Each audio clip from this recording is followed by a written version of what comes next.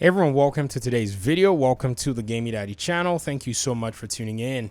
So we're back on the Division 1 on the Xbox Series X, trying to enjoy the game on console at a higher frame rate. Microsoft and I think Ubisoft have some kind of a relationship going. You guys remember from back in the day, the reveals and all of the stuff was kind of sponsored by Xbox, and this is like from 2013. And from time to time, whenever Ubisoft goes to E3 or whatever, you'll see that, they have a lot of the Xbox stuff going on.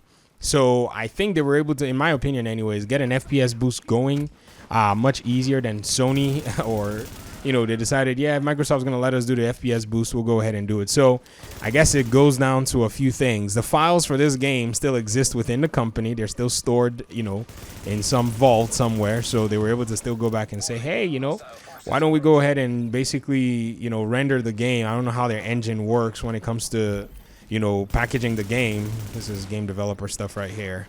And so they went ahead and said, yeah, let's just remove the FPS cap from it for the Xbox. But then when it came to the PlayStation, they haven't done anything about it yet. I mean, we're talking here on the channel. I was talking to one of my audience members here from Germany, Mr. Errol. And, he was saying that it's interesting that they haven't done this for the PlayStation 4. And I think it's also interesting as well that they haven't done it either. Anyways, there are other concerns, other considerations and all of that. But I'm glad that they still did it. And a lot of people who may have thought a little bit less about the first game, can now see, okay, the machines were not at the level where we could actually, run the game at this quality. I'm speaking of this quality. My last video, we talked about the quality that was shown at the E3 Xbox event, which is basically not even, what we got. But this is still respectable nonetheless. If you can imagine getting something like this rendering on computers as of 2013, 2014, before the game came out in 2016, that's impressive if you were to ask me. All right, so base of ops is going to be right here. I think we're close to it, or we're right at it. And we're about to jump into the conflict. I don't even know where else to go. There it is. Okay. And this mission was actually pretty intense. I remember, the way the JTF officer was freaking out. And that's another thing about JTF.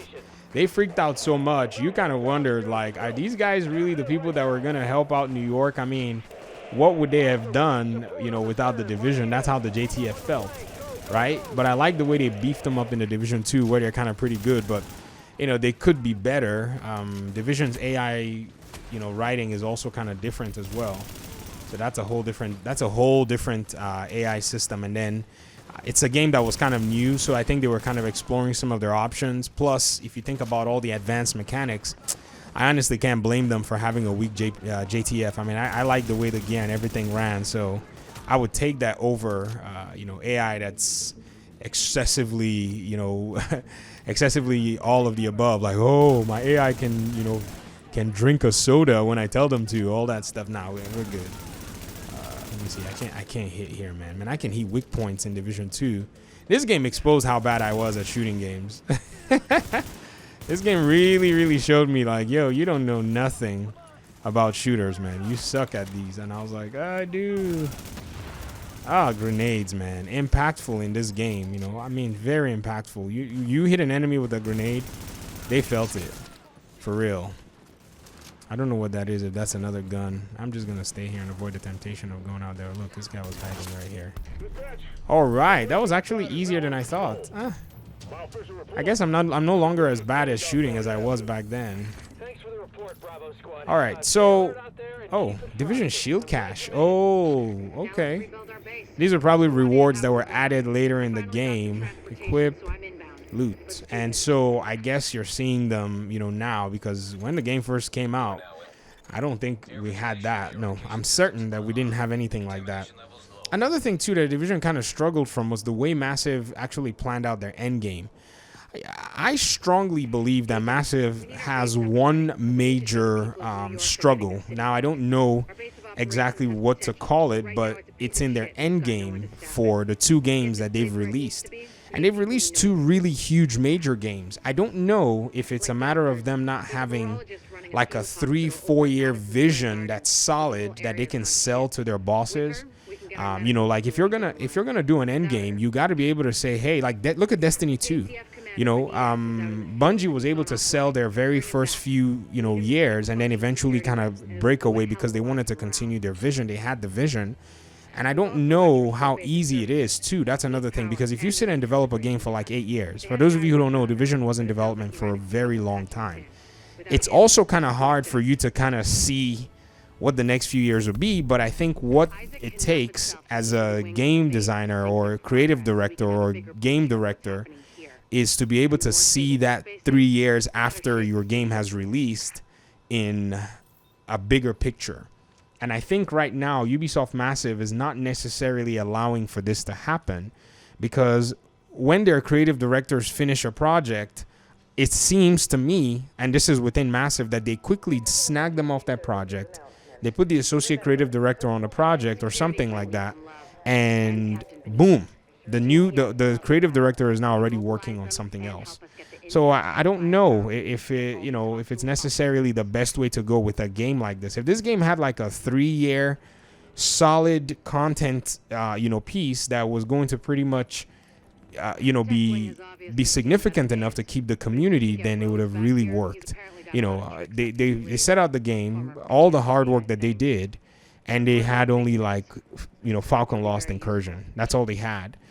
Now, I'm not saying that they did a poor job. I'm saying that, the years of development probably just got spent on doing all of these basic 30-hour, 40-hour level 30 progression that by the time they probably got the end game, they were probably like, man, we got to ship this game or we're going to, starve, because that's another thing. Ubisoft is their parent company, but they ship games based on, they ship games so that they can stay relevant, so that they can remain a studio that's open and all of that stuff. But again, I guess somebody's probably learned enough lessons from this in order for them to be able to know and say, okay, we made these mistakes.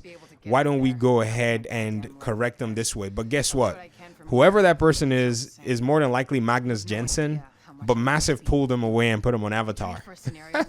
So whenever, Julian Garrity came around and said, we've learned from those mistakes, I don't think he probably learned the lesson because he had somebody else to take a lot of the heat in terms of that. So basically, Julian, I don't think he could really mitigate for a lot of those same issues because he didn't make the mistakes that brought those issues, if you get what I mean. Like if Magnus was developing Division 2, he would have corrected a lot for, some of the mistakes. I think if he was directing the Division 2, he would have corrected for some of the mistakes.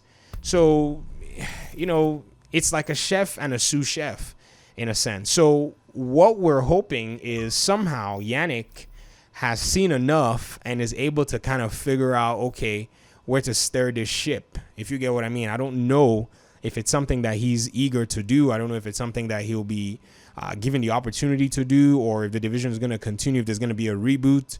But if there's a reboot, I feel like the community can rally around Yannick. This is just the straight truth. He's somebody that really does understand the community in a very different way that we haven't necessarily seen other, community developers and other community communications flow like they do from us and Yannick. Now, Terry is another person too, but in Massive, Yannick is that person. And I feel like if they were to give him the task of a reboot or the task of a Division 3, he might be able to glean from what both creative directors have done. And probably be able to bring out a really good product. But again, we don't know if there's a Division 3. All we're waiting for is the next new content. But we're the base of operations. I'm going to cut this video off here. I really do appreciate you guys taking the time to watch the video. Let me know in the comment section, what you think. I'll probably bring my PC character out one of these days and we'll play, just a regular mission because that character is all maxed out and everything. But I really like this, nostalgia and this kind of painstaking walkthrough over different aspects of the game, and I guess it's just something that I can just take my time and just talk about the game extensively without even worrying about time limits and stuff. But again, I also have to understand, like, okay, even though you've given me some of your time, I don't want to abuse it. So we'll see in another video hopefully. Thanks once again. Peace out.